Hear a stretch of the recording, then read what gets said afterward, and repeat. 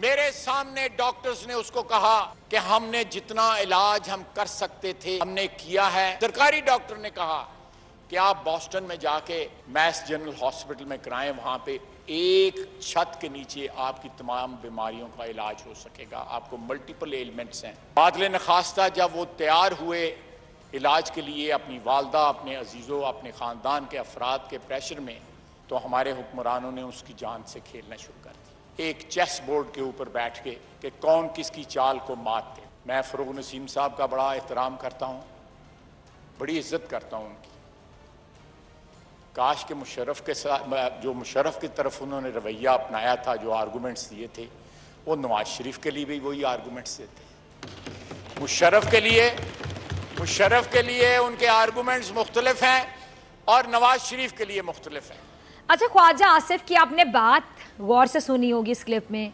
उनकी जो बात, पहली बात जो बहुत ज़्यादा अहम है कि डॉक्टर्स का मशवरा लंदन नहीं अमेरिका जाने के। गौर किया आपने नाजरीन, डॉक्टर्स ने तो अमेरिका में कायम हॉस्पिटल का नाम तक बता दिया, जहां एक छत के नीचे नवाज शरीफ की तमाम बीमारियों का इलाज हो जाएगा। अब देखना यह है कि किसी भी तरीके से अगर नवाज शरीफ बाहर जाते हैं तो वो अमेरिका जाते हैं या लंदन जाते हैं। अब दूसरी बात, क्या ख्वाजा आसिफ साहब जानते हैं कि किसी शख्स की जान को खतरे से आखिर मुराद क्या होती है? इसका मतलब जो मुझे समझ आता है, किसी भी ज़ी-शऊर को समझ आएगा, वो यही है कि वो शख्स जिसकी जान को खतरा है वो बिस्तर मर्ग पर है, और अगर वो शख्स आपके लिए बहुत अहम है, अहमियत रखता है, तो फिर उसको बचाने के लिए ना सियासत देखी जाती है, सॉरी टू से, ना दौलत देखी जाती है, ना इतने धड़ल्ले से तकरीर की जाती है, ना अदालत जाया जाता है, ना मुखालिफ इनको लताड़ा जाता है, ना उस शख्स के कारनामे गिनवाने में वक्त ज़ाया किया जाता है, बर्बाद किया जाता है। अगर उस शख्स की जान की अहमियत होती है और वाकई उसकी जान को खतरा होता है, तो हर वो काम किया जाता है जिससे उस शख्स की किसी तरह जल्द से जल्द जान बचाई जा सके। नून लीग और शरीफ खानदान के लिए नवाज शरीफ की ज़िंदगी अहम है, तो ये लोग अदालतों में दरख्वास्तें करके, असम्बलियों में तकरीरें करके, प्रेस कॉन्फ्रेंसेस करके, लंबी प्रेस कॉन्फ्रेंसेस करके वक्त क्यों बर्बाद कर रहे हैं? मेरा सिंपल सा सवाल है, दें जमानत और लेकर जाएं अपने कायद को जिस मुल्क में लेके जाना है। नून लीगियों का ये रवैया, उन पर क्या सवाल नहीं उठा रहा नाजरीन? ख्वाजा आसिफ पर क्या सवाल नहीं उठ रहा इस बात पे? तीसरी बात ख्वाजा आसिफ ने की दोहरे मयार की, जिसको हम इंग्लिश में डबल स्टैंडर्ड भी कहते हैं। उन्होंने फ़रोग़ नसीम साहब को कहा है कि परवेज़ मुशर्रफ के लिए फ़रोग़ नसीम का मयार अलग था, नवाज शरीफ के लिए मयार अलग है, तो ख्वाजा आसिफ साहब मयार तो आपका भी बहुत अलग था। क्या आपका मयार अलग नहीं था? अपना मयार भूल गए? जब परवेज़ मुशर्रफ इलाज की गरज से बाहर जाना चाहते थे तो आप लोगों का मयार उनके लिए क्या था? आपको याद करवा दें, ज़रा चलाइएगा साद रफ़ीक का क्लिप।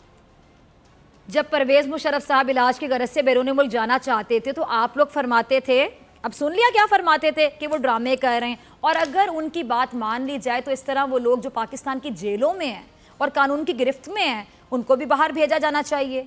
ये था ना आप लोगों का मयार अपने मुखालिफ के लिए, आपका मयार। ख्वाजा आसिफ साहब, आपको याद आया? ये साद रफ़ीक साहब नाम भी जानते होंगे, काम से भी वाकिफ़ होंगे, आपके बड़े प्यारे अपने ही हैं, उनकी गुफ्तगू आपको सुनाई है। जब आपका मुखालिफ बीमार हो तो वो ड्रामे कर रहा है, अनोखा लाडला है कि वो आपसे कोई रिक्वेस्ट कर रहा है अपनी सेहत के लिए, या आपको लग रहा है कि आपसे रिक्वेस्ट की जा रही है सेहत के लिए, और जब आपका कायद बीमार और आप किसी से बात कर रहे हो उसकी सेहत के लिए, इलाज के लिए, तो आप चाहते हैं कि उसे मिनो अन तस्लीम किया जाए। और रिक्वेस्ट भी क्या, तड़ियाँ लगाने पर आ जाते हैं, ये आपकी रिक्वेस्ट होती है, और वो भी बगैर जमानत के आप चाहते हैं कि बस आपकी बात मान ली जाए, जाने दिया जाए उनको बाहर। आज नवाज शरीफ की सेहत पर तशवीश का इजहार करने वाले माजी में अपने मुखालिफ को क्या क्या कहते रहे, कौन कौन से लेक्चर देते रहे, कैसे तलकीन करते रहे, ये भी जरा सुनिएगा। पाकिस्तान के कानून में ऐसी कोई गुंजाइश नहीं है कि कोई मुल्जिम अपने इलाज की गरज से बाहर जाए। परवेज़ मुशर्रफ, जिनको परवेज़ रशीद साहब मुल्जिम कह रहे थे, सुनिए आपने इनके अल्फाज, उनके लिए इतनी भी गुंजाइश नहीं निकालने को तैयार थे कि वो मुल्क से बाहर जाएं। शदीद उसके खिलाफ थे उनके, और उनके कायद जो कि मुजरिम हैं, जेल में अपने जुर्म की सज़ा काट रहे हैं, उनके लिए चाहते हैं कि बग़ैर ज़मानत उनको जहां चाहे जाने की इजाज़त दे दी जाए। क्या बात है! क्या ये दोहरा मयार नहीं है आप लोगों की नज़र में? ख्वाजा आसिफ, बल्कि मैं आपसे पूछती हूँ, क्या इसको आप दोहरा मयार नहीं कहेंगे? कौन सा मयार कहेंगे आप इसको क्या आप वही आर्गूमेंट्स नवाज शरीफ साहब के लिए नहीं रख सकते जो आप परवेज मुशर्रफ के लिए माजी में रखते थे? एक और साहब जो आज मौजूदा हुकूमत को इंसानियत से आरी करार दे रहे हैं, वो माजी में अपने मुखालिफ के इलाज की गरज से बाहर जाने पर क्या फरमाते थे? ज़रा ये अरस्तू पाकिस्तान का, जिसको हम नेशनल अरस्तू पाकिस्तान कहते हैं, रजा, उनका क्लिप भी चलाइएगा। ये वो लोग थे जो माजी में इलाज की गरज से बाहर जाने वाले अपने सियासी मुखालिफिन को ये दर्स देते नहीं थकते थे, ये दर्स देते थे कि ना पाकिस्तान का कानून इस बात की इजाज़त देता है और ये सब ड्रामेबाजी। बदलता है रंग आसमां कैसे कैसे, मुझे तो ये याद आ गया, जो लोग कल परवेज मुशर्रफ के बाहर जाने पर बाकायदा जुमले कस रहे थे, तनकीद के नश्तर बरसा रहे थे, तुंद और तेज आइन और कानून की शिक्कों से साबित कर रहे थे कि ये तो काम ही गलत है, एक काम ही सीधा नहीं आएगा, काम ही पुट्ठा आएगा, हो ही नहीं सकता। आज वही लोग अपने कायद के लिए दरख्वास्तें देते घूम रहे हैं कि किसी तरह भी हमारे कायद को बाहर जाने दो। वाह क्या बात है नून लीगियों आपकी, एक बार लंदन जाने दो बस कहते फिर रहे हैं। तो मैं अब इनको क्या कहूँ? मैं यही कहूँगी कि हुकूमत ने मना नहीं किया। इमरान खान ने इंसानी हमदर्दी की बुनियाद पर नवाज शरीफ को लंदन जाने की इजाज़त दे दी है, सिर्फ जमानत ही तो देनी है, लेकिन जमानत आप कैसे दे रहे हैं ये भी जरा देख लें। एक शख्स जिसका सब कुछ पाकिस्तान में है, उसकी सियासत, हम सियासतदानों की सबसे बड़ी जायदाद हमारी सियासत होती है, उसकी 35-40 साल की सियासत इस मुल्क में है, उसके लाखों करोड़ों वर्कर और वोटर हमारे जैसे वर्कर इस मुल्क में हैं। वो मुल्क से जाना नहीं चाहता। मैं जाती तौर पे जानता हूं नवाज शरीफ मुल्क से जाना नहीं चाहता।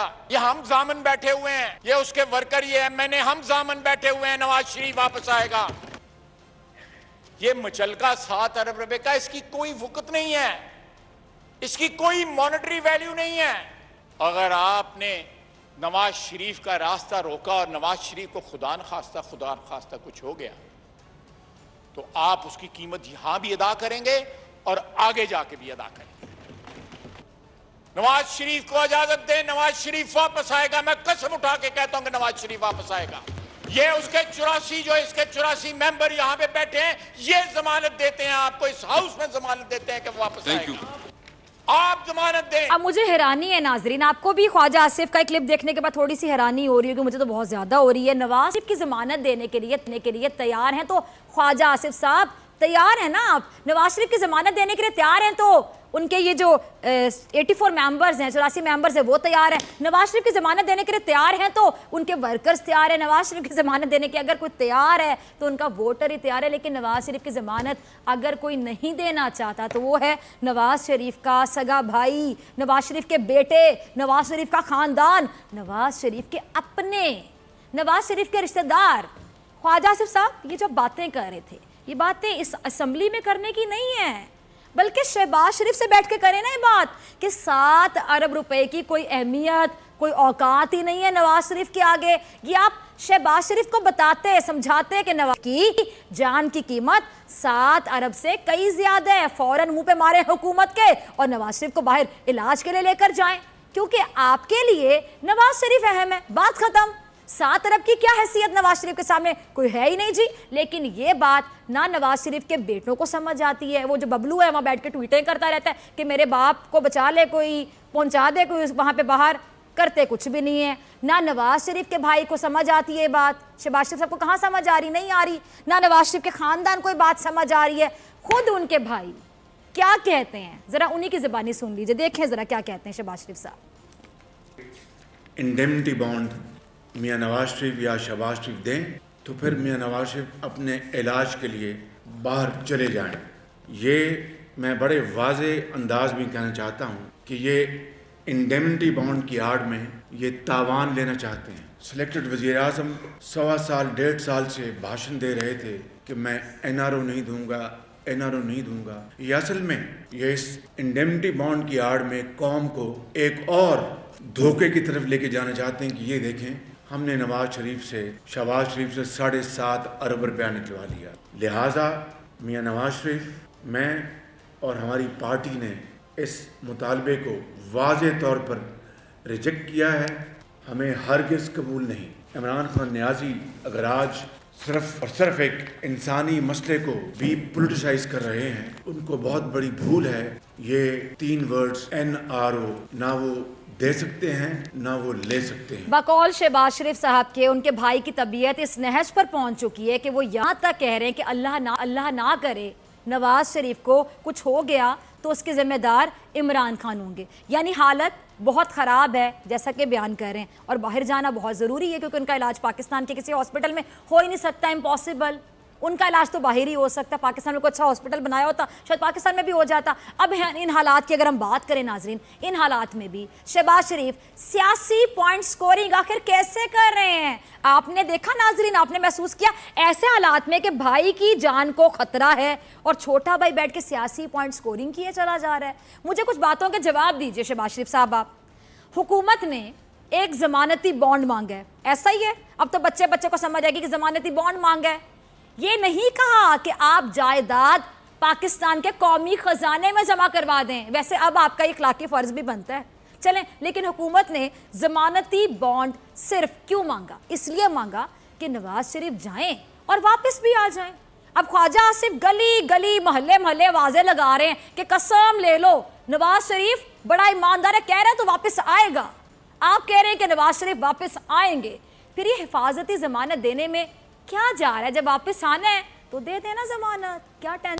दूसरी बात, अगर इमरान खान साहब ने नवाज शरीफ साहब की बीमारी पर सियासत ही करनी होती, आपकी बात का जवाब कि सियासत ही करनी होती, तो फिर वो नवाज शरीफ को इजाजत ही क्यों देते? बल्कि वो नवाज शरीफ की सेहत से मुतालिक वही कहते जो साद रफीक ने परवेज मुशर्रफ की सेहत के बारे में कहा था जब वो इलाज की गरज से, आपको याद है, बाहर जाना चाह रहे थे। हमने पहले भी आपको क्लिप दिखाया, एक और क्लिप पे जरा दोबारा सुनवा देते हैं। रजा साद रफीक का दोबारा क्लिप जरा चलाइएगा ताकि नून लीगी भी सुने, नाजरीन भी सुने और पता चले कि ये क्या क्या कुछ कहते रहे बीमारों के बारे में। सुना आपने साद रफीक साहब का ये अल्फाज, उनका क्लिप जो पुराना था। इमरान खान साहब भी कहते कि नवाज शरीफ कोई अनोखा लाडला नहीं है जी, अगर नवाज शरीफ को बाहर जाने दिया तो फिर मुल्क में कैद तमाम मुजरिमों को भी बाहर इलाज की गरज से जाने दिया जाए। इमरान खान भी कहते कि जो इलाज करवाना है यहीं करवा लो, मुजरिमों को ये सहूलतें नहीं दी जाती। लेकिन इमरान खान ने ऐसा कुछ नहीं कहा, इसलिए इजाजत पे भी इतने तमाशे आप लोगों ने लगा लिए और ड्रामे लगा लिए। क्यों इतना टाइम वेस्ट कर रहे हैं आप लोग? अपना टाइम वेस्ट करें, कौम का टाइम वेस्ट करें। करना क्या चाह रहे हैं? अब अगर आपसे एक जमानती बॉन्ड मांगा जा रहा है तो फिर आप क्यों इससे कतरा रहे हैं? प्रॉब्लम क्या है? क्या चल रहा है अंदर दिमाग में? क्या खिचड़ी पक रही है? तीसरी बात कि नवाज शरीफ वापस तो आएंगे ना। आप लोग बार बार कहते नहीं थक रहे कि आएंगे, कसम ले लो, इसकी कसम ले लो, उसकी कसम ले लो। आपके मुताबिक नवाज शरीफ का बयानिया जिंदा है, नवाज शरीफ के लाखों करोड़ों चाहने वाले हैं, नवाज शरीफ इलाज के बाद वतन वापस जरूर आएंगे। फिर इमरान खान का बयानिया खुद तोड़ जाएगा कि उन्होंने 7 अरब रुपए निकलवा लिए क्योंकि वापस करना पड़ेंगे। इमरान खान ये तो नहीं कह रहे ना कि जाती उम्रा नाम करके जाएं उनके, वो सिर्फ वैसे ही गिरवी रखवा कर जाएं जैसे नवाज शरीफ ने इस मुल्क की हर सड़क, हर इमारत को गिरवी रखवा लिया था। इसमें भी इतनी बहस की क्या ज़रूरत है? इसमें इतनी सियासत की क्या ज़रूरत है? पॉइंट स्कोरिंग करने पे आ गए सब क्यों? और आज जो नवाज शरीफ इलाज के लिए बाहर जाने को बाकायदा बेकरार हैं, बेचैन हैं, कल वही नवाज शरीफ क्या फरमाते थे? ज़रा ये भी दिखाइएगा, सुनवाइएगा, रजा लोगों को क्लिप चलाइएगा। इसीलिए कहते हैं, जैसे कि मैंने प्रोग्राम के आगाज़ में कहा था कि पहले तोलो फिर बोलो। ऐसे ही हर बात रवानी से नहीं कह देनी चाहिए। वही बात कल को आपके गले पड़ जाए और आपको उस पर यू टर्न लेना पड़े, बातें सुननी पड़े। जिस बात में आकर वो बातें नहीं कर देनी चाहिए जिनकी वजह से बाद में आपको बाकायदा शर्मिंदगी का सामना करना पड़े। आज शहबाज शरीफ समेत ख्वाजा आसिफ और जितने भी नून लीग के अरकान है वो गला फाड़ फाड़ के, चीख चीख के, गली गली मोहल्ले मोहल्ले जाके कह रहे हैं कि नवाज शरीफ का सब कुछ यहाँ पर है, आएगा वापस वो, भाई उसका वोटर यहाँ है, वो वापस कैसे नहीं आएगा, उसके कारकुन यहाँ पर हैं, वो वापस कैसे नहीं आएगा। फिर नवाज शरीफ इस मुल्क से गया क्यों था, ये भी ज़रा बताइए। माजी में नवाज शरीफ किस लिए अपने वोटर को, अपना सब कुछ, अपनी जमात, अपने कारकुन, अपने लोगों को, अपने मुल्क को छोड़कर डील करके अपने ख़ानदान के साथ क्यों फरार हो गया था, ये भी बताइए। ये भी बताएं कि जब नवाज शरीफ इस मुल्क से बाहर गया था तो उसका वोटर, याद आया मुझे वो जावेद हाशमी, ऐसे लोग जावेद हाशमी टाइप नून लीग को संभालने के लिए कितनी मुश्किलात का शिकार हुए, क्यों हुए थे? सोचा कभी आपने? क्यों नहीं था नवाज शरीफ यहाँ पर? क्यों नवाज शरीफ ने खुद साख्ता जिला वतनी इख्तियार किए रखी? गौर कीजिए, खुद साख्ता कह रही हूँ मैं, खुद साख्ता जिला वतनी। क्यों नवाज शरीफ ने मुल्क से जाते हुए ये नहीं बताया था कि वो वापस आएगा और कब आएगा? नवाज शरीफ माजी में भी अपनी मर्जी से डील करके अपने खानदान समेत अपने वोटर और कारकुनों को छोड़कर बाहर फरार हो गया था और अपनी मर्जी से वापस आया। सब्सक्राइब करें और बेल दबाएं ताकि कोई खबर रह न जाए।